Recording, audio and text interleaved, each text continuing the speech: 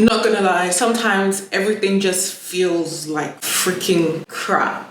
Like crap. Hi, I'm Gbemi. I'm a personal trainer and nutrition coach. Welcome to my channel. In today's video, we're going to be talking about how not to fucking feel like crap. Living life is hard, okay? Living life is hard. Like, we know it's hard. We like to pretend it's not hard, but we know it's hard. But how can you feel better? How can you feel good?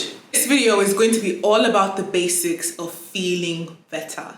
Because you deserve to feel good. Like, as humans, we're supposed to feel good. You know that heavy feeling that just follows you everywhere? That's not okay. Like, we're not supposed to have that. We're supposed to feel good. So what are the basics of having a good freaking life? How can we not feel like crap? How can we feel better? Step one, move your body. As humans, we are supposed to move. There's so much stuck, dense energy when you just sit down and don't move and just get stuck into the same routine every day. Practice movement. Go for a walk, like walk in the park.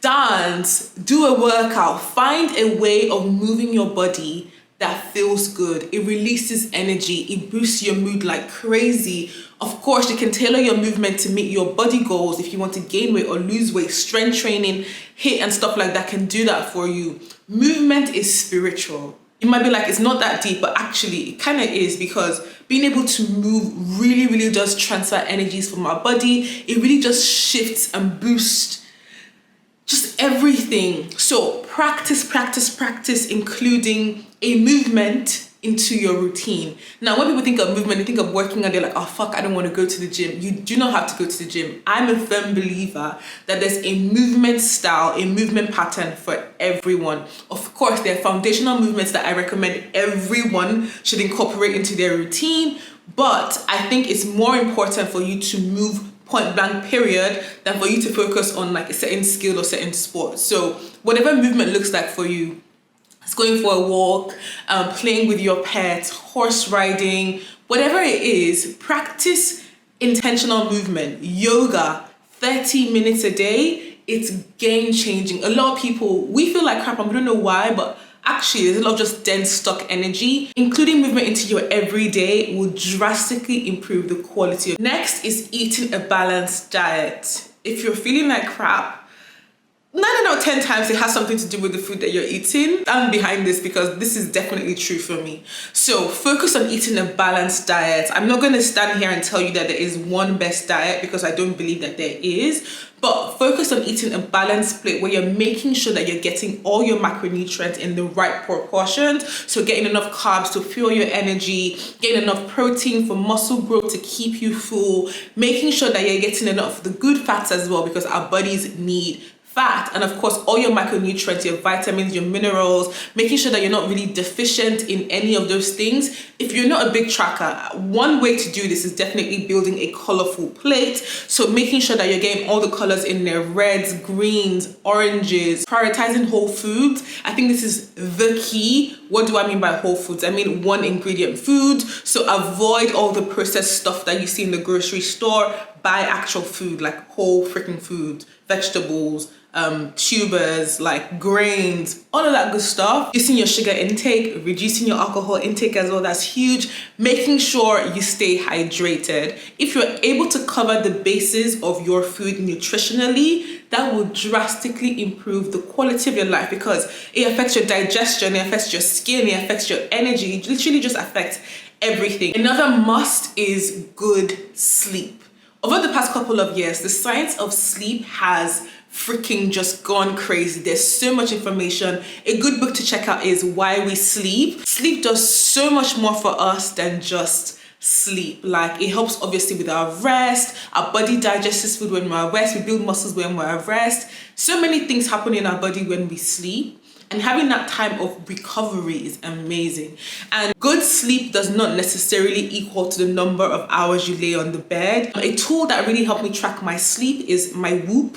I wear that from time to time. I'm really bad with wearables, but there was a time when I was super consistent with tracking my sleep with Whoop, and I could just see how much exercise and activity affected the quality of sleep. So if you're really into tracking sleep, I definitely recommend checking Whoop out.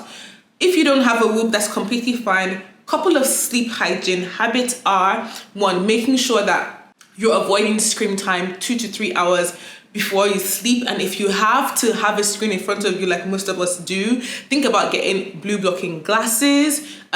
You can also read to bed, like really wind down slowly. I like having hot showers before I sleep, but making sure that the room you're sleeping in is actually quite cool. Having a colder environment helps us sleep better. Another thing that's really helped me as well is like not setting alarms, because alarms can be really, really jolting, and I just feel like it really, no matter how much of a good sleep I've had, when I wake up to like a jolting alarm the next morning, I'm like freaking pissed off. And so making sure that you build your schedule in a way where you're able to wake up at the same time every day will help you get used to waking up without an alarm. And of course, when it comes to sleep, make sure that you're having 7 to 9 hours each night. It will help with your concentration, your overall sense of well-being, and just feeling at peace. The next one I have to say is to reduce stress. Woo!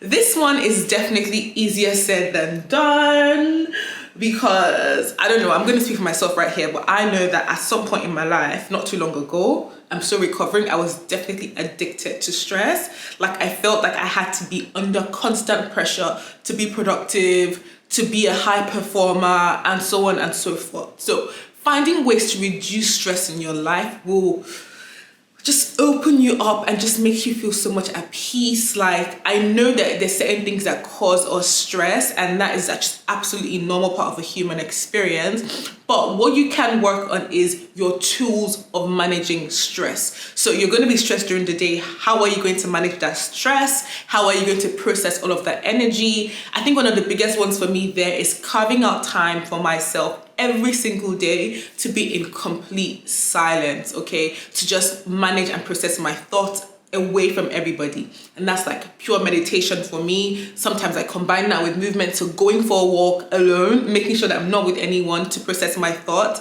I feel like this really kind of builds your mental capacity and your mental strength. Managing stress is to have proper mental tools to help you cope with your emotions, because a lot of the times stress is just our interpretation of events happening around us. So how can you process events in a way where you're like, okay, fine, I can deal with this, I can deal with that, without like just blowing up and like, you know, just freaking exploding, right? How do you manage yourself, your environment, the things that are happening around you and your life without literally blowing up? So finding a way to reduce stress is key, obviously, but also finding ways to manage the stress that you do have. Another one that's really, really good for stress is yoga, meditation I already mentioned, and practicing deep breathing. This is the one I actually struggle with, but every time I put time aside to do some deep breath work, oh my God, I feel so relieved. It can be as simple as whenever a huge stress trigger comes up, literally just taking 5-10 seconds to count down, taking deep breaths, and then that literally allows you to cope with that situation. Another point that I feel goes without saying, but I probably should mention, is get regular health checkups. A lot of the times we think everything is okay with us, but we have just some nagging ache or nagging pain and we can't shake something off.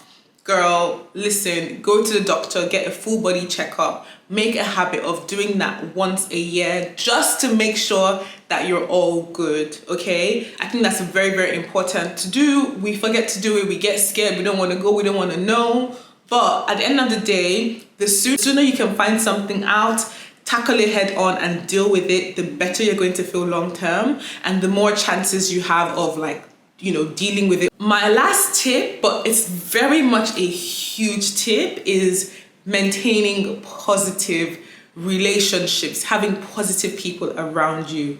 Oh my God, the people around you can actually make or break you. I have a huge belief in this, because whether we realize it or not, all the things that we consume, the things that we hear from childhood, even as adults, we are very, very easily influenced. Like, we're very much social creatures. So whether that is like protecting the kind of content you consume online, or just protecting the kind of people that you get let into your inner circle, making sure that the people that you're friends with are actually your friends and are for you, and then just like protecting your energy around that, even with your partners, like the person that you love, making sure that they're not talking down or talking shit to you, that they actually have your best interest at heart.